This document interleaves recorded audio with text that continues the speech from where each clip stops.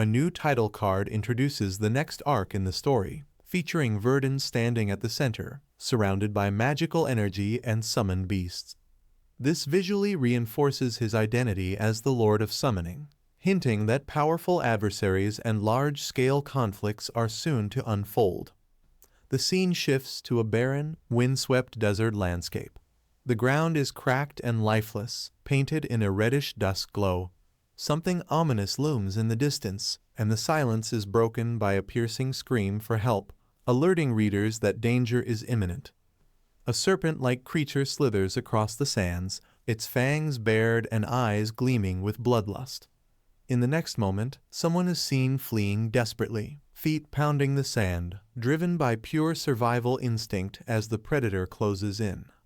A monstrous beast with glowing eyes bursts onto the scene with terrifying speed.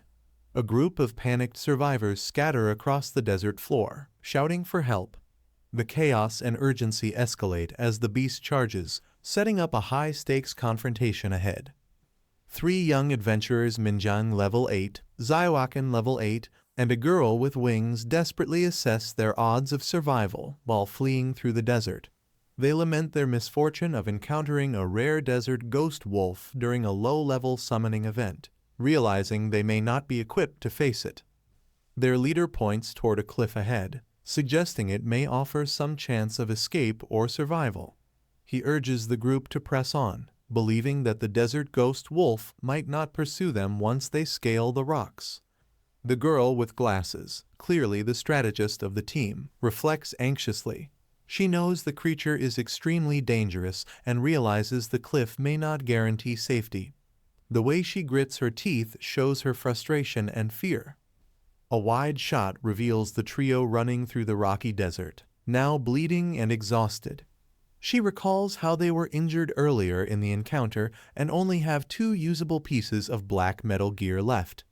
Their situation is dire, with limited defense and morale. As they continue fleeing, one of the girls glances back and sees the monster gaining on them. Panic floods her face as she asks the haunting question on everyone's mind, "Are we going to die here today?" cementing the gravity of their struggle. Ziohai and her companion are seen running in panic, the urgency of the moment etched across their faces. They're shouting to each other as the threat of the desert ghost wolves closes in, with dust clouds and chaos swirling behind them. A massive black-furred wolf with glowing red eyes lunges forward aggressively, jaws wide open. One of the girls shouts a warning, "Ziohai, watch out," as the monster charges with brutal speed, preparing to strike its prey. Ziohai, having tripped or fallen behind, turns with a gasp, her eyes widening in terror as the monstrous beast bears down on her. She's completely vulnerable, with no time to raise a defense.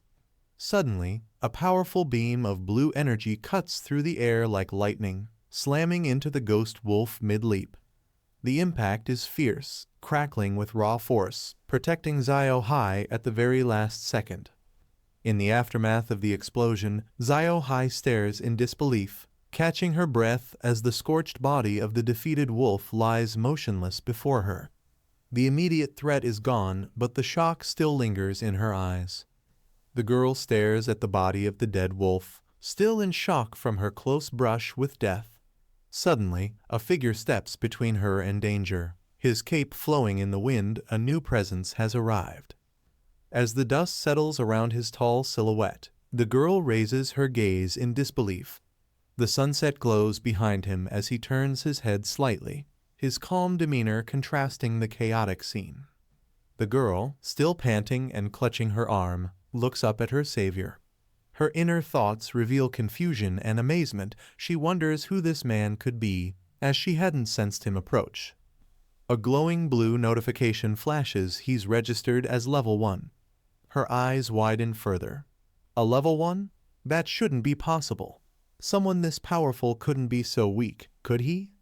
She yells out in shock, "Rookie," her voice trembling with a mix of disbelief and concern. There's no way a beginner could take down a desert ghost wolf in a single strike.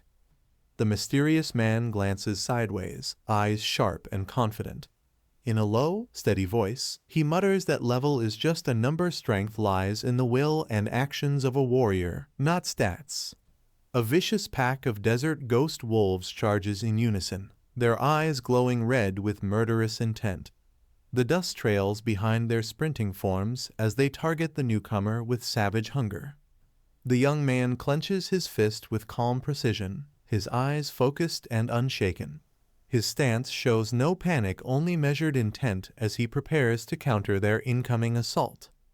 With a sudden burst of energy, a glowing aura swirls around him. In a flash of movement, he leaps into the air, blade in hand, his figure illuminated by a violet surge of power as he spins midair. The wolves continue their aggressive charge, closing in at terrifying. The panel begins with a dramatic cover-style artwork, showing the protagonist in command of a mighty green-flamed skeletal warrior riding a two-headed beast, setting a dark and powerful tone for what's to come. The scene cuts to 15 minutes later, where the protagonist finishes off the final desert ghost wolf, blood splattering as the beast collapses lifelessly to the ground. Standing tall and calm with his sword lowered, the protagonist surveys the battlefield. Multiple loot notifications appear, stating he has killed 6 desert ghost wolves and earned 69 exp. Skeleton warriors are seen collecting the battlefield spoils. One message reveals they've obtained desert ghost wolf hides, another that they've secured desert ghost wolf claws, and a final one confirms they've looted the fallen bodies, which now glow with magical energy. The protagonist stands confidently amidst glowing summoning magic, his aura brimming with mysterious power as green energy orbits him in controlled waves, highlighting his commanding presence. The girl with glasses reports to the pink-haired girl, stating that the man ahead is responsible for slaying all the desert ghost wolves. Shock and curiosity reflect on their faces as they begin to understand his strength. The pink-haired girl steps forward and politely inquires if he is a mage, remarking that his summoning skill appeared completely different from what she's familiar with. He listens silently, his expression unreadable. Zooming in on his intense eyes, he smirks slightly and responds with a cryptic question, asking, "Who said that I'm a mage?" catching the girl off guard with his ambiguity. The pink-haired girl looks surprised and puzzled, struggling to respond. Her expression reveals that she hadn't expected such an answer and is now unsure what to think. He smirks with amusement, clearly enjoying her confusion. The contrast between his calm demeanor and the others' awe only adds to the mystery of his identity. A digital interface lights up behind him as he declares that he holds an SSS Tier Forbidden class. He stands proudly with his sword out, revealing the source of his unique and overwhelming power. The status screen of the main character reveals his current stats. Lin Yuan, a level 2 reincarnator with the class Demon Conqueror, possessing moderate strength, mental energy, and experience nearing a level up. Lin Yuan narrates his background, introducing himself as a reincarnator from Blue Planet. The narration sets the tone as he begins to explain the cosmic shift that reshaped his world. He describes a moment 3 years ago when a massive asteroid-like planet suddenly appeared next to Earth, leaving scientists baffled and triggering a global mystery. The story fast-forwards to 3 months ago, when a company unveiled a full-dive virtual reality game called Cataclysm World. The game blurred the lines between reality and simulation, drawing global attention. Players discovered that those who entered Cataclysm World gained real-life combat abilities against monsters. This led to a surge of brave challengers venturing into the game, now feared and admired as Chosen Ones. A powerful figure channels energy from a mysterious orb, unleashing ancient forces. The narration reveals that someone found an ancient relic and used its power to open the Gate of Cataclysm, dragging monsters into the real world and bringing widespread chaos. Massive tentacled beasts rampage through a burning city. Buildings are destroyed and civilians flee in terror as the invading monsters wreak havoc without resistance. The narrator solemnly shares that his parents were among the countless who perished during the catastrophe. The panel shows a young boy sitting beside their lifeless bodies, crushed by grief. In a tragic climax, the narrator reveals he himself also died. A full-page splash shows the main protagonist in a dramatic pose surrounded by ghostly wolf spirits, signifying his command over them. The title Lord of Summoning appears along with publishing credits, marking this as the start of a new chapter or arc. A group of panicked warriors watches from behind a rock, shouting in disbelief that a Class F player is daring to face off against a world boss. One brother urgently calls out to the other, fearing for the person's life. The older warrior wonders aloud whether the giant death wolf, known as a terrifying world boss, could truly be defeated by a single person. Their doubt reflects the sheer scale of the threat they're witnessing. One of them suddenly notices someone walking toward the battlefield and points it out. Both soldiers look over, stunned and uncertain of what the mysterious figure intends to do. In the final panel, the cloaked man calmly walks across the battlefield with determined steps, holding his glowing sword in hand. The sunset behind him casts an epic silhouette, foreshadowing a legendary confrontation. The first panel focuses on the protagonist's intense gaze, his eyes sharp with determination as he prepares to face the monstrous threat head-on. Two nearby warriors observe the sword in his hand and speculate that he must be a rookie. One of them expresses disbelief, reminding the other that even with full equipment, they barely managed to survive the giant death wolf's presence. The narration shifts to explain the monster ranking system in this world, noting how creatures escalate in strength from normal, elite, leader, and up to god tier. This hierarchy sets the context for how dangerous the current situation is. A massive and intimidating Lord-grade boss is revealed in full, towering above others with a dragon-like form. The creature radiates raw power and menace, showing it's no ordinary foe even for seasoned fighters. The final panel shows the protagonist's feet advancing confidently toward the battlefield, signaling that despite the terrifying odds, he is ready to engage without hesitation. A massive red-maned beast, the giant death wolf, lands with a thunderous impact right in front of the protagonist. The surrounding bystanders watch in horror, fully aware of the overwhelming threat before them. As the protagonist calmly steps forward toward the boss, the other survivors shout out in alarm, warning him not to get closer. They believe he's throwing his life away. The protagonist, unfazed by the shouts, coldly mutters that the creature is a level 6 world boss, acknowledging its dangerous status but not backing down. The giant death wolf snarls and begins charging at the lone figure without hesitation, baring its massive fangs and radiating violent intent. Unmoved, the protagonist remains in position with his sword ready, watching the beast approach with calm resolve as if judging the monster's every move. The giant death wolf unleashes one of its deadly abilities, sending out a violent, red shockwave laced with energy. The force clashes with the protagonist's blade, resulting in an explosive visual of blue versus red power. A system notification appears confirming the boss has activated a high-level skill labeled Howl, indicating the start of a dangerous phase in the battle. Reacting swiftly, the protagonist dodges backward, his cloak billowing behind him as he narrowly avoids a devastating attack that smashes the ground. The beast roars again and leaps forward, this time activating Death Claw, with glowing red talons ready to rip through anything in its path. With calm eyes glowing red, the protagonist narrows his gaze, thinking back to a memory and murmuring to himself that he remembers this moment from his previous life.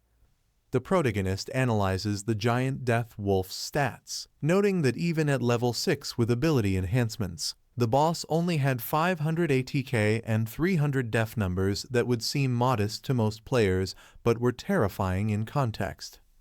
A flashback reveals the difficulty adventurers faced in the past. Even such a relatively low-level world boss used to be an enormous threat.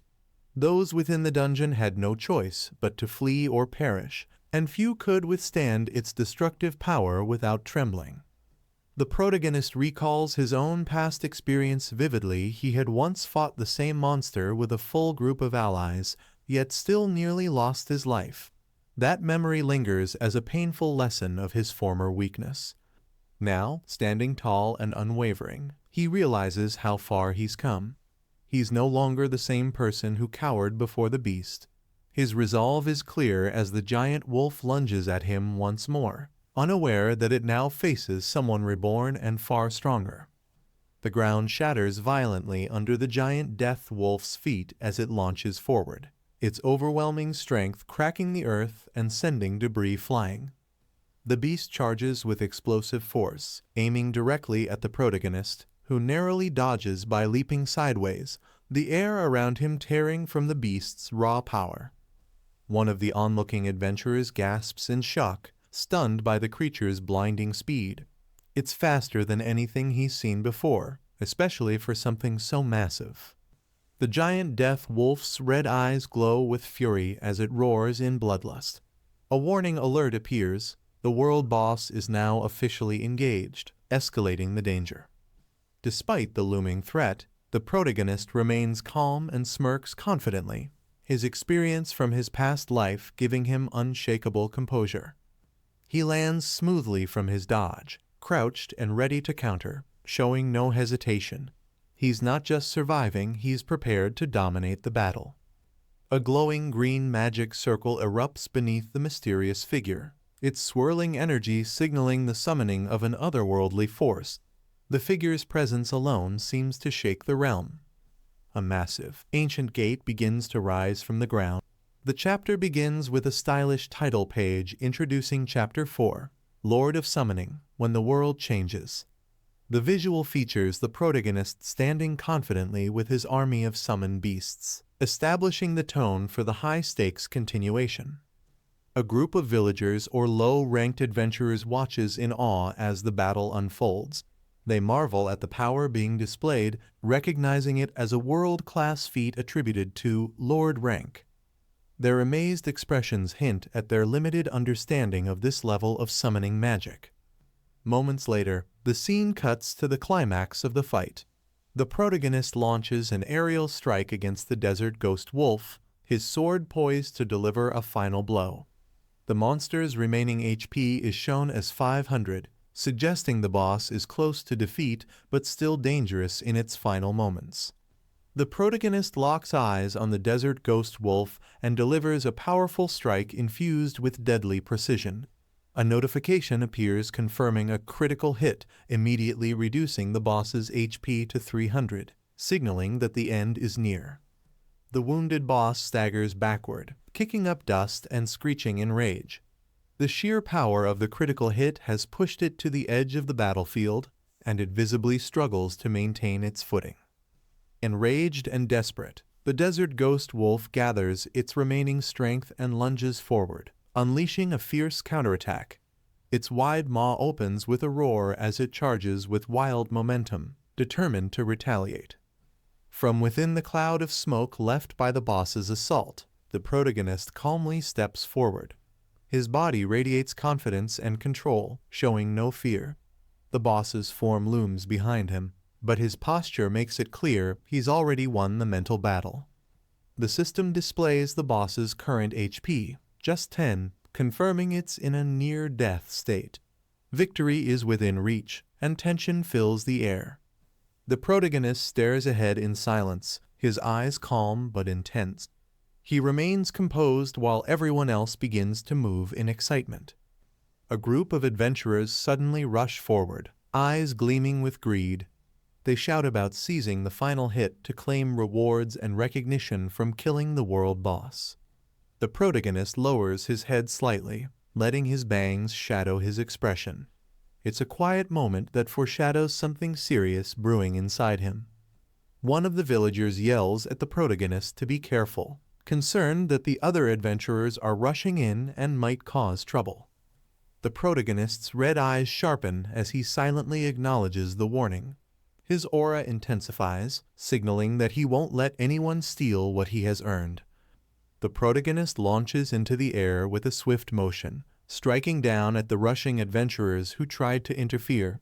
His sword gleams with force, and two of them are knocked back mid-air, screaming.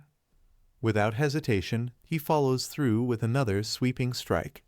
The sheer speed and precision leave no room for retaliation, as his enemies fall to the ground defeated. From a distance, the battlefield is littered with bodies, and a massive shockwave spreads from his attack. The others are stunned by the overwhelming power he just displayed. Standing tall amidst the fallen, the protagonist coldly remarks that those reckless fools should have known their limits before rushing in. His voice is steady, but his message is sharp. Villagers and onlookers gasp in awe and disbelief. One yells out, "He killed them instantly," while another exclaims that 3 people were taken down with just a single blow, showcasing the protagonist's terrifying strength. The protagonist slashes forward with a powerful, glowing strike, his blade cutting through the air with intense force as he charges at the beast without hesitation. His blade lands a clean hit across the monster's chest, triggering a critical hit and visibly staggering the beast. The blow lands with deadly precision and explosive energy. The monster collapses to the ground with a heavy thud. A game notification pops up, confirming that the boss has been defeated and the protagonist has successfully received the soul gem reward. The protagonist gazes at the fallen beast as it disintegrates, wondering aloud what kind of new threat or power the system will throw at him next now that the first round is over.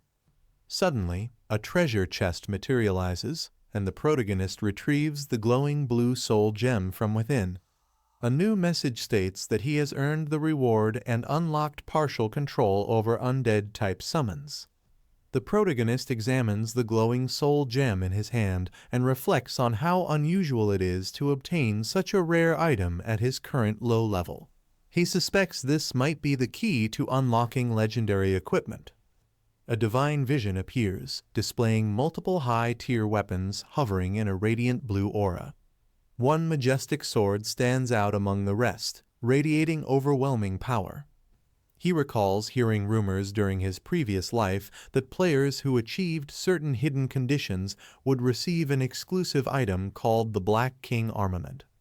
The protagonist realizes that the weak monsters he fought were likely designed as a gateway to fulfill those hidden conditions, and that the soul gem was key to unlocking the Black King Armament. A system notification confirms he has unlocked the Black King trial round and earned qualification to challenge the dungeon. He is now officially registered as... The chapter opens with a credit page and title, Lord of Summoning, when the realm changes, featuring a majestic image of the protagonist alongside the massive summon beast, setting the stage for a dramatic continuation of events. The protagonist reflects on how the monster was added to his summoning roster after he defeated it. He realizes that it wasn't just a boss, but also a unique monster skill hinting at its rare and powerful status within the game system. He gazes at the glowing green gate left behind by the defeated boss. As he processes the significance of the gate and the beast, he remarks that this could be the key to entering and mastering the next phase of the game world, possibly unlocking new dimensions of power. Meanwhile, a group of distant onlookers observes the scene in awe. They're overwhelmed by the sheer power on display and whisper in disbelief, realizing that the young man standing before the massive creature is far more terrifying than even the world boss itself. The protagonist narrows his eyes and calls out H1, indicating he's sensed something or someone familiar nearby, showing alertness and readiness for confrontation. He looks toward the horizon and sees a radiant golden portal-like glow between 2 rocky cliffs. His expression sharpens as he realizes that the enemy soldiers haven't left. The protagonist notes that despite the battle ending, some of the opposing soldiers are still lingering in the area. He begins walking toward them, clearly intending to confront what remains. While approaching, he reflects internally that these soldiers must hold important information. He suspects they may be the Black Iron Knights and plans to extract the truth by using his summoning blade. As he reaches for his sword, his intent becomes clear. The enemies panic at his confident approach, recognizing that he's about to attack with deadly force. The enemy soldiers descend into fear, realizing they're likely about to be killed. One of them wonders aloud if they can still escape before the protagonist strikes. Just as tension peaks, the protagonist calmly questions one of them, specifically asking if he was the one who ordered the earlier ambush, indicating that he's giving them one chance to talk before retaliating. One of the soldiers begins to stutter nervously, overwhelmed by fear as the protagonist questions him. He's clearly intimidated and unsure of what to say. Another soldier suddenly steps forward, presenting something with both hands and calmly saying, "Take this," signaling surrender or a gesture of goodwill to avoid conflict. The first soldier looks down at the item in shock, confused and surprised by what he's been handed. His reaction shows that it's not something ordinary. The protagonist accepts the item without much reaction and acknowledges their offering, saying they may no longer need it, but he might find use for it. The group of soldiers reacts in astonishment. They express disbelief that the protagonist so easily accepted their surrender and even took the item with grace. They recognize his overwhelming strength and note that he might be one of the mysterious ranked experts of the summit. The scene closes with the protagonist walking away alone across the barren landscape, bathed in a golden sunset. A status message appears 10 minutes later, indicating a shift in time and setting up the next scene. The protagonist suddenly senses a strange sensation in the air, his expression sharpening.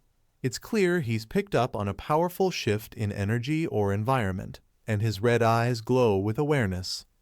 Blue lightning-like energy begins to crackle and swirl around his body, enveloping him in a mysterious, intense aura as if he's being teleported or phased into another state of existence.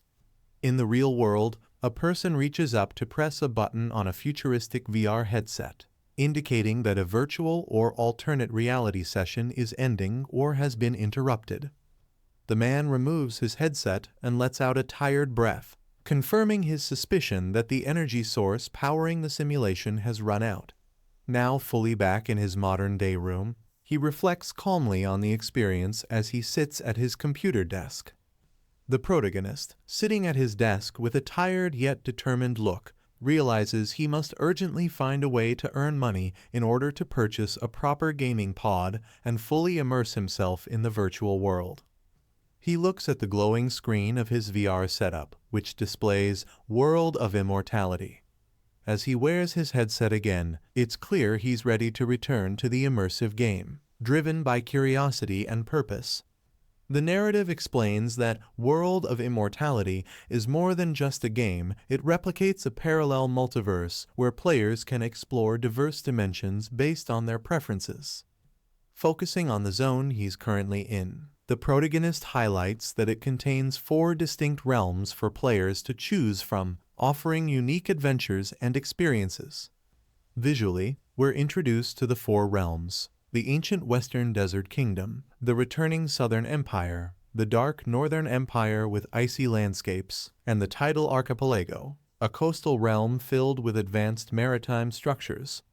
The protagonist stands inside the virtual realm's central hub, facing a glowing interface with multiple realm options. The system prompts him to select the realm he wishes to enter, initiating his first step toward a new adventure. He recalls that the last time he played, he chose a different area. But this time, he's determined to head to the ancient Western Desert Kingdom. As the interface updates, his virtual armor shimmers into place, confirming entry preparation. He raises his hand and confidently selects the ancient Western Desert Kingdom from the holographic menu. A magical ripple spreads across the interface as his choice is registered. The protagonist thinks back to a crucial memory right before his previous death. He uncovered a vital secret.